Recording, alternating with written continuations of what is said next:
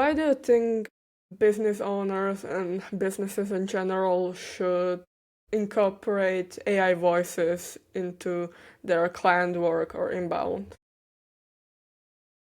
Yeah, I think AI, no, not specifically with AI voices, but also generally, like including AI in the businesses well, I think it will eventually happen to every business. It will be really, really hard to not use AI in the future because it just has so many benefits, and just the businesses that don't use it will just be left behind. And yeah, I think if you just start implementing it now, you will of course have an advantage before the other businesses.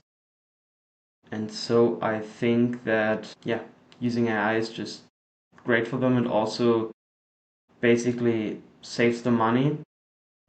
And of course, it doesn't like a human would. It doesn't sleep. It doesn't need pauses. It doesn't need vacation. It always works, or always does the thing that it's programmed to do. So yeah, I think it's just every business should look into implementing AI, not specifically AI voice in that case, also AI automation. Just anything that can be automated, that is easier to do with AI, and in most cases is also cheaper to do it with AI. Yeah, and you said even AI in general and incorporating that into your business. What are the other ways people can incorporate like AI into their businesses besides voice agents? Yeah, you could of course, generally the most likely most known is just AI automation, where you can automate the CRM, you can automate email reminders, you can automate call reminders, basically everything most businesses use in their processes. And even like bigger corporations can also use AI. That would be most likely to have custom built LLM or AI in that case, and then be trained on the data of the company, which can be used for multiple things. Can be used for customers when they have questions and none of the staff's there to help them or to answer the questions, and also can organize inside the corporation the different departments, because it just has so much capacity to process data which a human wouldn't be able to do. So it can keep track of so many different things. And well, if you train it well enough, it will also not lose any data. And also things like hallucination can be really avoided when you build it well enough.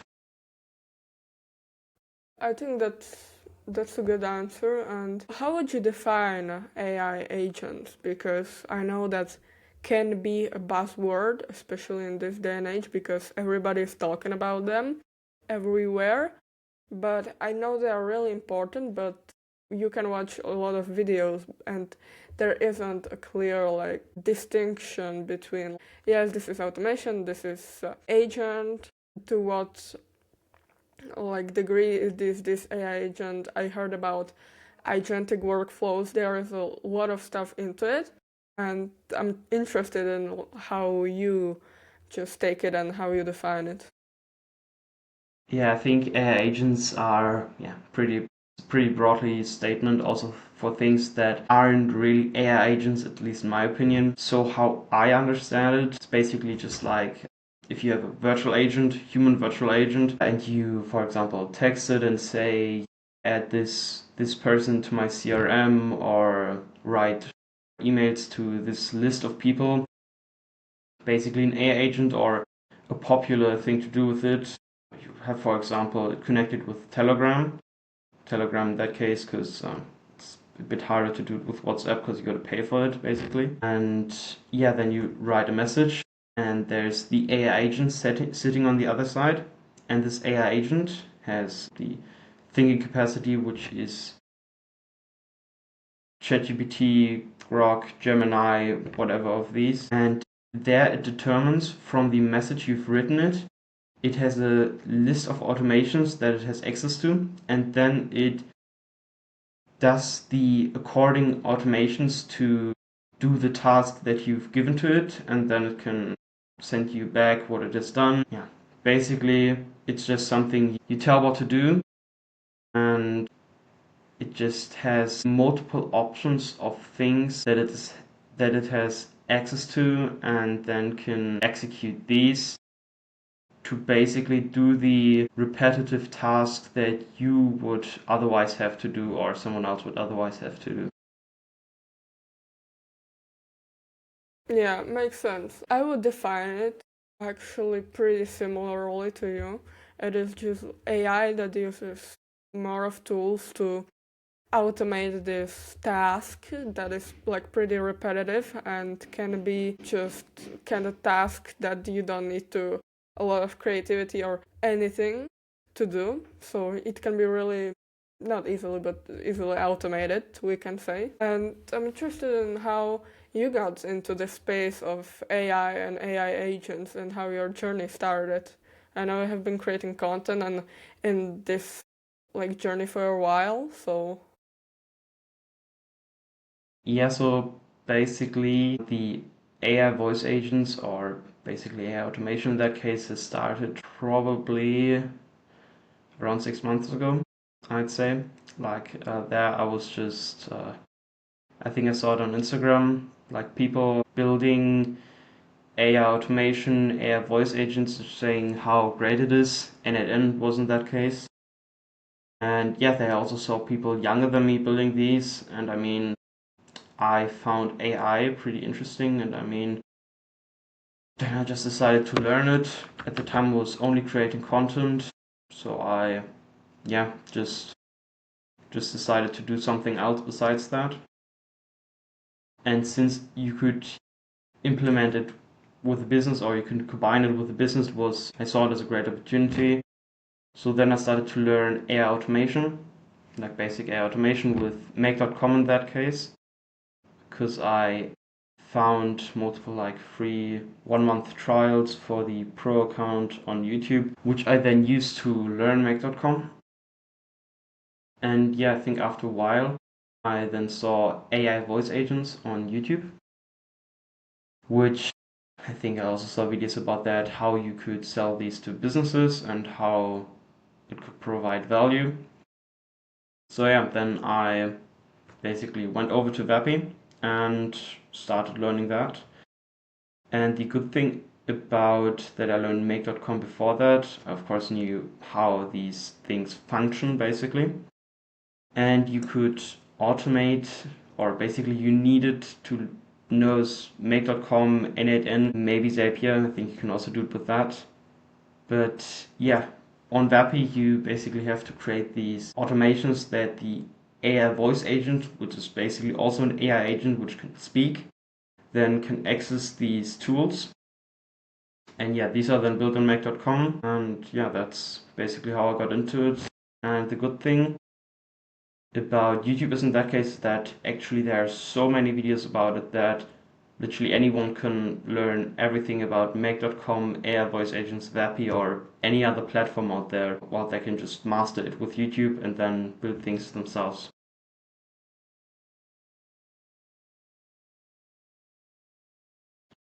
did you did anything before this AI agents and AI automations? Yeah, so before the AI automation, I think I only did content for like 6 months, like really only focused on content. I think I started off with posting 3 times a week. Later, then I started with posting every day, which I stopped doing after a while, or not after a while, but I stopped it now because posting every day can, well, my videos took me about 4 hours per video, which then adds up to a lot, really. And yeah, if you combine that with school, you don't have really any time left to do anything else besides that. So yeah, for content actually, at 13, I started basically just developing the mindset that you can do other things besides school, which was initially through Iman Ghazi and all these other people, Alex Hormozi. Yeah, but I did not start like a business immediately. I first just watched the videos, went running in the morning, woke up early, just, well, basically just built my mindset to the point where I now, well, I don't believe that I basically can't do something, just believing that you can do anything if you really want to do it, if you don't give up on it, if you just keep going. And yeah, actually, the first thing I tried was copywriting, but yeah, I don't know why I decided to do copywriting. I didn't really like it, to be honest. It wasn't like something I really enjoyed doing, and that also led to me, yeah, not doing enough of it. I also had a lot of bad habits in that time, like playing video games all day. I wasn't able to get rid of that by then. Yeah, and after I stopped doing copywriting, or actually, I think I also saw videos on YouTube that like Iman Gadzhi, so on and so forth, make, or their main business is basically content creation, and with that they sell their courses. And I think that led me to quitting copywriting and then creating content, and well, the rest I already told you, and that in the end led me here. That's a great story, and I think everybody once tried copywriting, even me, at the beginning of my journey. Then I started with affiliate marketing, I started that. Then again, it was some faceless pages. Basically, I tried everything that I could. But first, like before starting everything, you have these bad habits, even though like playing video games every time you just came back to school and all of the stuff. But the first like motivation for me was making money. That was like the first drive that got me to my first like side hustle, we can say. What did you have like your reason or your first motivation, or it was just like I'm bored and I want to do something with my life? Yeah, well, I think my first motivation was actually also money, just straight up earning money. That was the only thing that led me to do these things. But I also think that in the beginning it was just building discipline in that case as well with my habits. But yeah, actually now these motivations have changed a little. Now it's more like money aside thing. I think it's more like that you can do whatever you want to do and are not bound to any rules or anything that anyone could tell you in that case, and just freedom just in every way that you could think of, and just do the things you actually want to do, and not like get a job, then work 40 years and retire and die, just then more want to. I'd rather do what I want to do in that case than do something that a system forces me to do in that case. Yeah, the system, it was like that for me, and this like motivations changed for me too, especially with the time and when I find it what I really want to do. That's where when the big change came for me, especially. One of the arguments that many people have and will have and had is for somebody as young people that are trying to be disciplined and make it on the internet is that we shouldn't work that hard, and we should enjoy our teenage years. I don't not knowing even today what that means. And what would you say to them as a like counter argument? And yeah, just what would you say? Yeah, to these people that say this, yeah, first things first, I would just stop spending time with these people.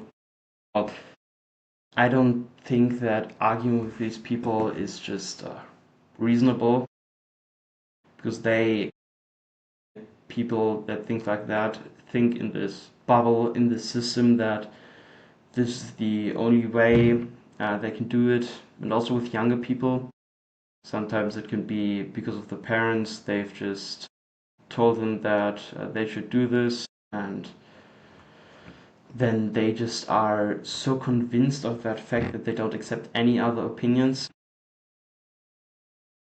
Yeah, I think I would just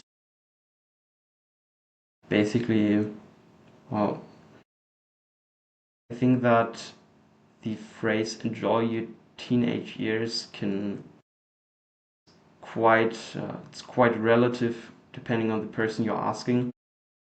I mean, I enjoy the things that I'm doing. I enjoy building things. I enjoy doing the things that I want to do. And I think that enjoying for most people means that not working. But I think that working should not be fun is absolutely wrong. I mean, if you work and it's not fun, you definitely did something wrong in your life. And enjoying for them is just like, I mean, partying, drinking all the time, wasting time, playing video games, just any of these things that they've most likely also done in their youth, at least if they're already older. And yeah, I think I just tell them that this is fun for me and I enjoy doing what I do. And if they don't agree with that, then, well, they don't agree with that. I would just leave them be with their opinion. I mean, think what you want to think. I'll do what I want to do, no matter what you think about it. And yes, just be what I would do. That's pretty good answer. And did you ever had a problem with loneliness and with that kind of stuff, lonely chapter they call it? And if yes, how did you deal with it? Yeah, I didn't really have um, a problem with loneliness, to be honest. I actually don't have a problem with being lonely at all. I'm, I'd say I'm pretty introverted. That means I don't really have a problem with not being around a lot of people. I like being alone with a small circle of friends, small circle of people that I know. And I mean, I just think that I'm doing, I also prefer doing them alone. At least I didn't find anyone that I could really share my visions with that really just wants to do exactly the same things that I want to do. And yeah, so I just prefer working alone. Yes, of course, I noticed that as soon as I started to not play video games anymore, I stopped hanging out on the weekends or yeah, just stopped spending time with my past friends in that case. Yeah, I noticed how I just got, well, a little bit more isolated. I don't see it as a negative thing in that case because my old friends do not, well, align with the things that I think, the things that I know. I mean, most of them just don't think that they can do anything they want to do, which is the basic thought you need to have if you want to build anything that really gives you something back, like a business or whatever else. And yeah, I don't have a problem with the loneliness in that case. And I've also, so far, also met a few people that are also building their agencies, do similar things that I do. And yeah, so I can always reach out to them, talk to them, which I never needed to do. But yeah, so far, not a problem for me. That's really great that you didn't have a problem with that because even for me personally and a lot of people I know they have, and there is this distinction between being lonely and being alone. Basically, at least I have that alone time is when you're not alone, you don't need to feel lonely, but when you're, for example, in school, all around these people, then you can feel the most lonely with them, not when you're alone. But that's my observation that I had. And you talk a lot about this thought of you need to believe you can do anything you want to do. Why do you think it's so important?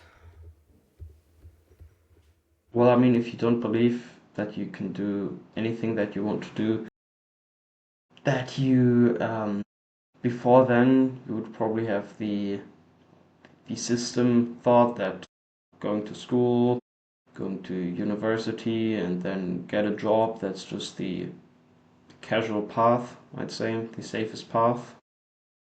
But yeah, just thinking that you can do anything that you want to do, that delusion in that case, or at least some would call it delusion.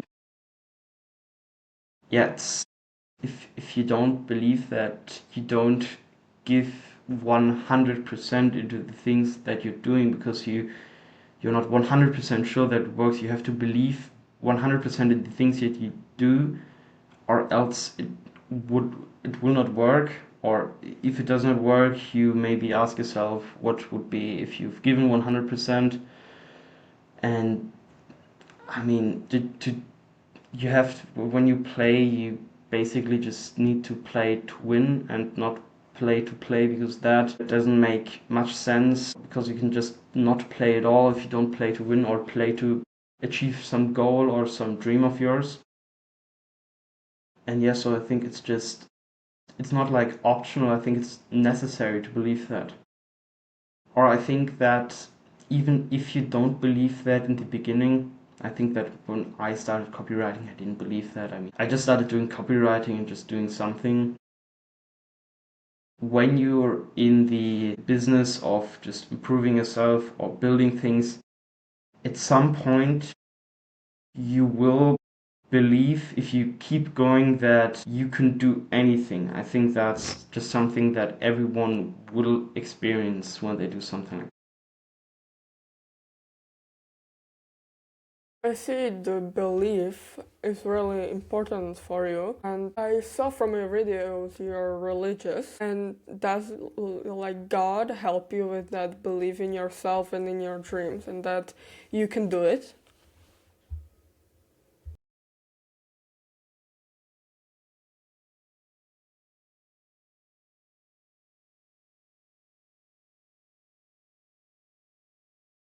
I think that, yeah, I'd say I think I believe in God. I have some problems with just straight up believing that. I'd say I'm also pretty into physics and just science in general. So I have a lot of doubts in that case, but also a lot of like not doubts about that. So just like two sides in me just colliding and fighting constantly against each other. But I think no matter if you believe in God or don't believe in God, I think it's great to just pray to God or pray to something and try to live your life with that. Or if you don't believe in anything, just believe or live in this like with this avatar that you've created for yourself, because that can help you become like a better person. In that case, like with the Catholic belief, in that case, like staying away from sin, which is just a great thing to do. If you look at the sins, those are just, every single one of them is just things that also, if you've just thought about it yourself, you would agree with every single one of them. Not stealing things, not murdering anyone. Yeah, I think that's common sense. Yeah, so I think just aligning yourself with these beliefs will benefit you, even if you don't believe in it. You just try to align yourself with it. In the end, you will become a better person in that case. And yeah, with achieving things, I I pray for it in that case, but I think that it isn't like if you pray for it and it will come true. I think it's mostly just you have to do the work yourself, and the opportunities will come by themselves, or will come through that. But in the end, your work won't be affected by your price. You have to work yourself, which is by you as an individual with free will. So to achieve things, you just have to do the work, no matter if you believe in something or if you don't believe in something. And the more work you do, the more opportunities you will get, the more likely it will become that you achieve the things that you're striving for, or just develop as a person, even if you fail.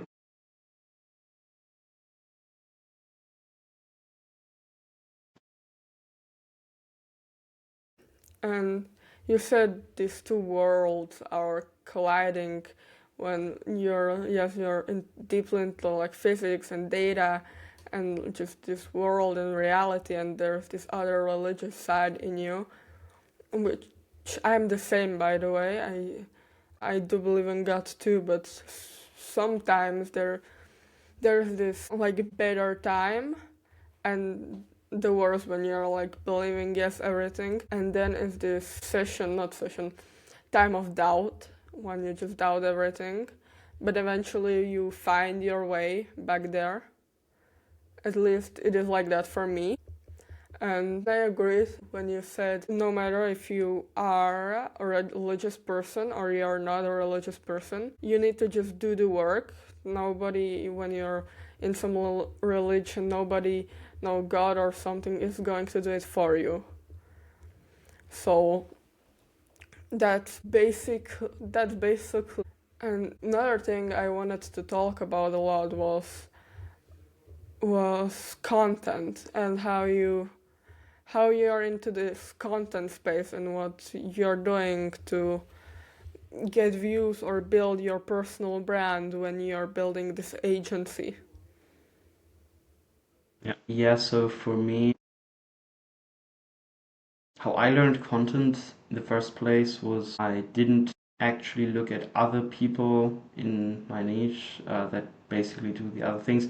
Well, I think I did it a few times, but I made the mistake that I didn't learn from it, which can be really useful. I did it the hard way in that case. I just brute forced it and just created one video after the other and just were trying out various things until one worked, and then I stuck to it and then tried it again and again and again. And so I went from getting like 100 views for 6 months straight and maybe a few likes, then to suddenly 1,000, and then I just worked my way up and yeah, got more and more views. And yeah, but creating content, I don't really have any really general knowledge for that because I didn't really like learn it, took notes.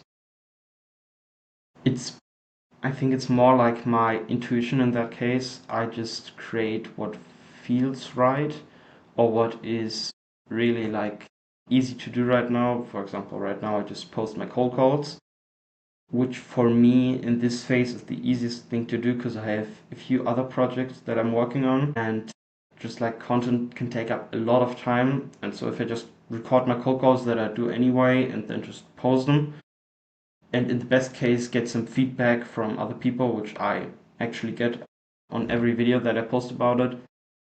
I mean, it's just, in my opinion, the best thing for me to do right now.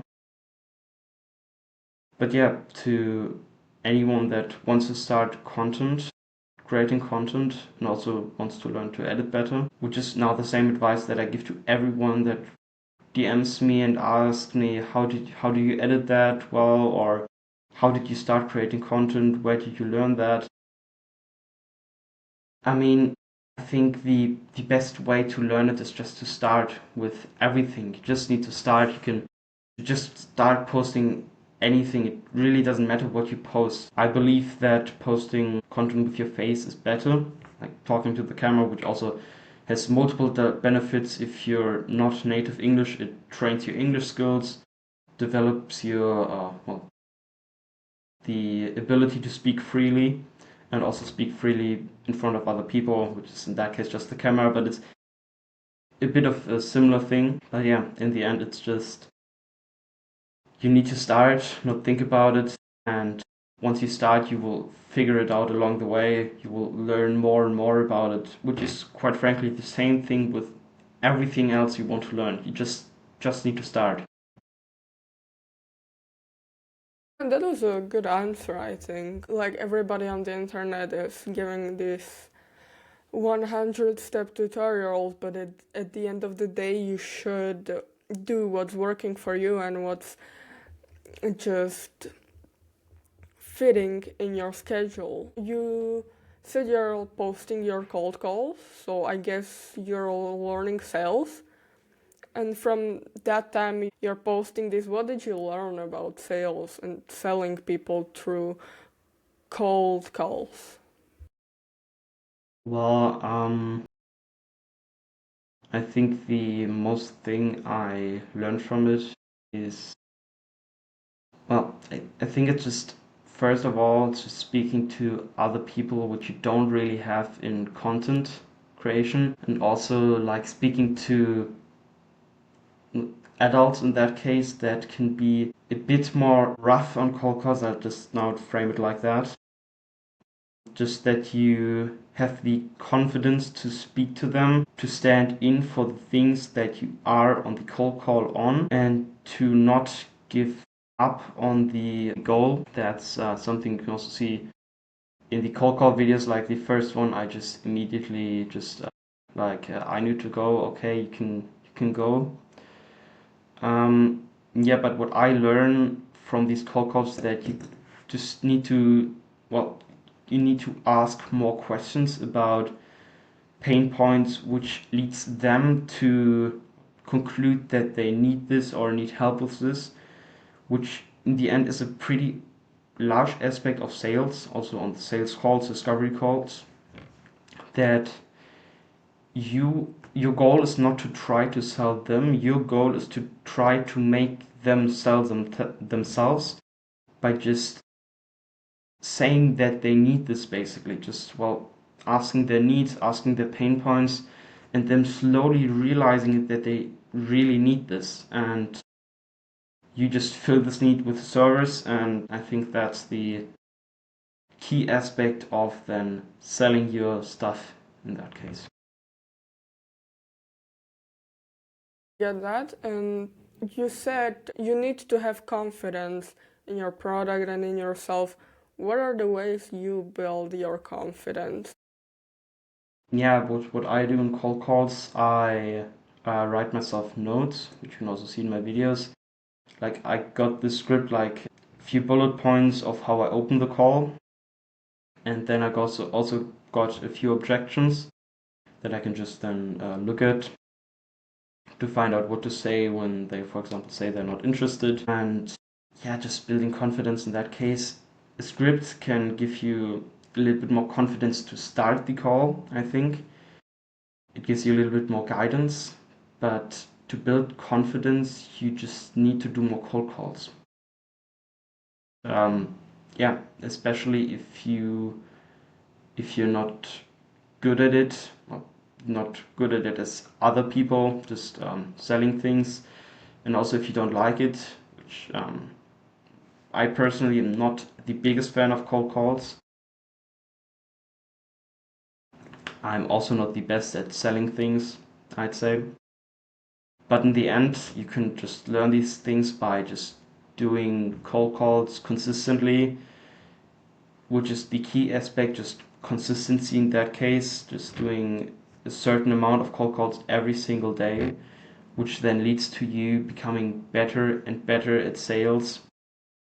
And in the end, helps you close a client, close multiple clients, become a better salesman. And yeah, I think just learning these skills would definitely benefit oneself, even if, yeah, even if a person doesn't want to, well, they don't continue with doing sales, like continue doing cold calls.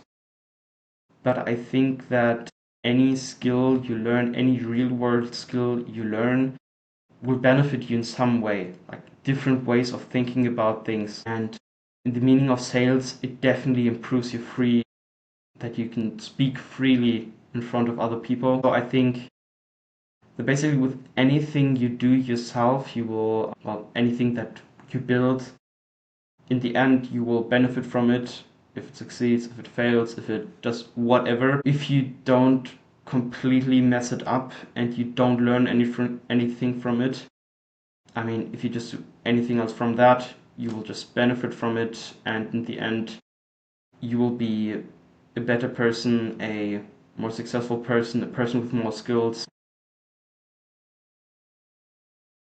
What do you think are the best skills people can learn? As you said, any like real world skill you learn, even if it fails or not or something, it is good to learn. What do you think are the best ones, if you have some favorites?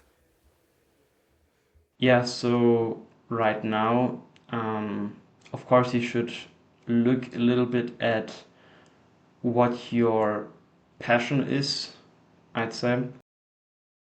But I generally recommend anything with AI, like AI automation, with which I also started my AI journey in that case.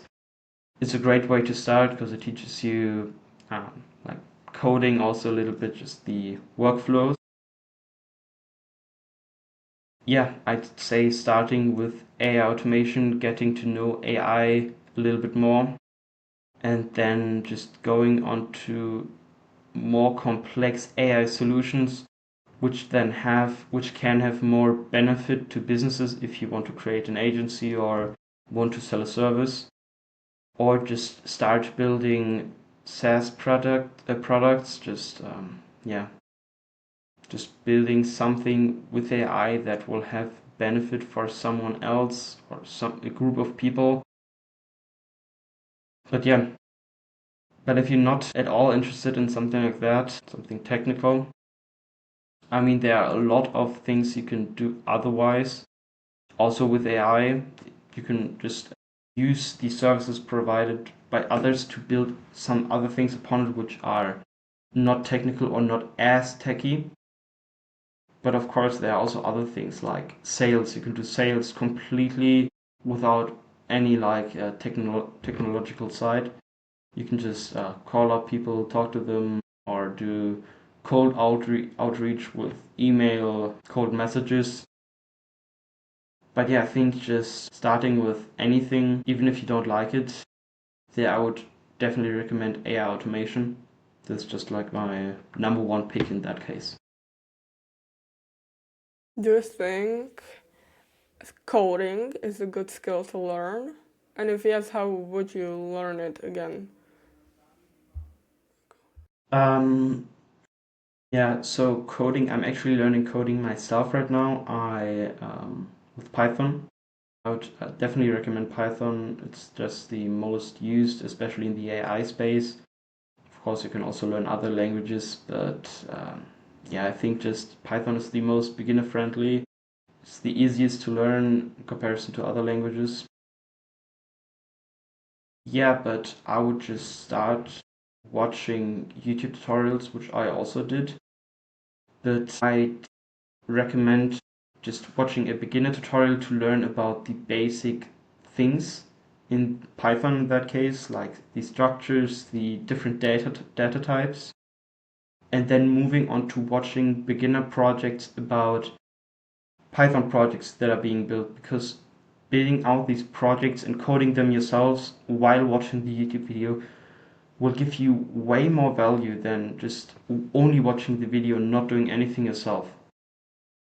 Because in the end, just coding these projects will give you more, well, it will let you think with the project. Basically in the project, it'll give you a sense for reasoning, for logic with code, which I think is the best way to learn it. And of course, if you learn coding with projects, it will be easier to build projects yourself later on with the know-how. And I think that there's also great opportunity with then AI, LLMs, Grok, ChatGPT. If you don't find a solution, you can of course ask them anytime, which makes learning coding so much easier. Because I don't know, 20 years ago, if you didn't know how to do something, you would need to look into a book, which can be really long. You need to brute force it.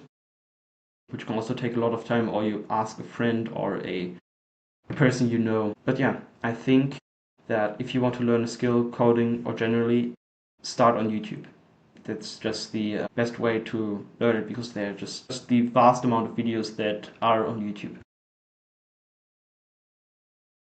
That's pretty good. I'm learning Python myself, and I use this book called like Python Crash Course. I don't know if you heard about it.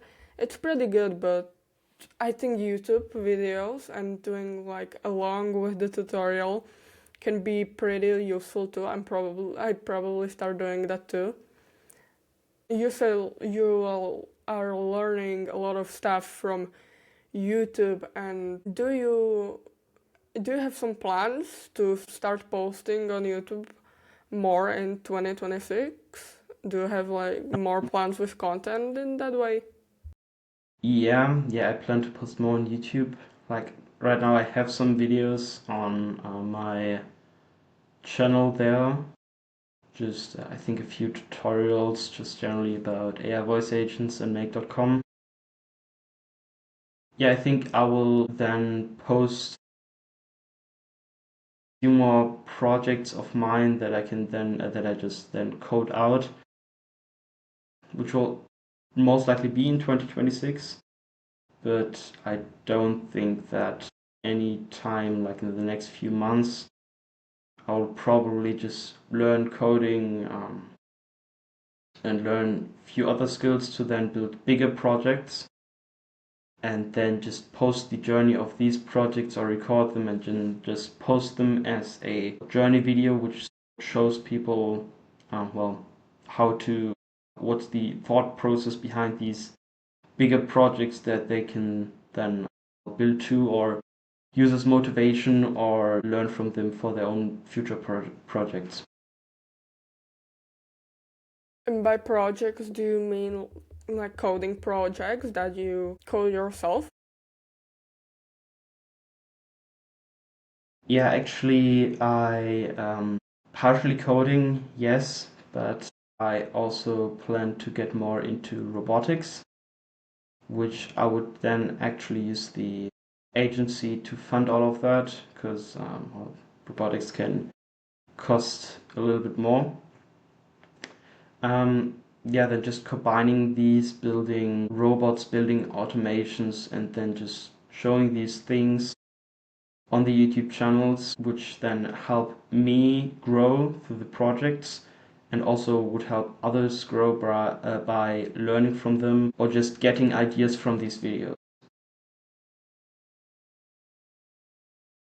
That's cool. I'm excited for your projects. I will be glad to see them in the next year or next few months. One of my last questions here is that one I ask almost every host is, what is the like question you wish I asked you about, or what is the topic you wish we talked about but we haven't got to it, or I didn't ask you a question about it?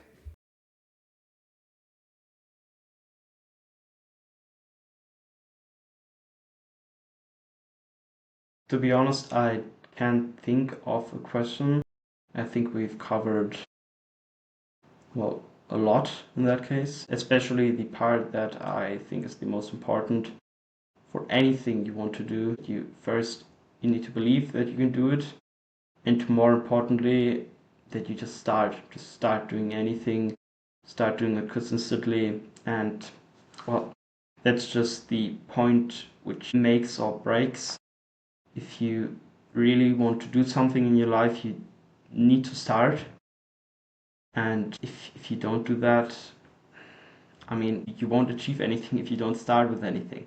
And just keep thinking about it. Well, what should I do? What should I pick? Which business model should I pick? And I mean, just pick any of them. Just start doing anything. It doesn't matter if you like it or not. Just start doing it. Start doing it consistently, and just keep going with the flow once you've found it. I think that's a pretty good way how to end this podcast with like kind of action step to people just get off of their chairs and start building something, because in a few years I think it can and it will change your life. At least it changed mine, and I see yours. So that's all I have for today. I'm glad that you came here on this podcast, that you talked with me for almost an hour here. It was really, I had a good time, so I hope you did too. And I'm grateful that I could have you here. Yeah. Well, thank you for having me. I was glad to share some insights of mine that will hopefully benefit the viewer of this podcast. Of course, and thanks for the viewers for this podcast, and see you at the next one.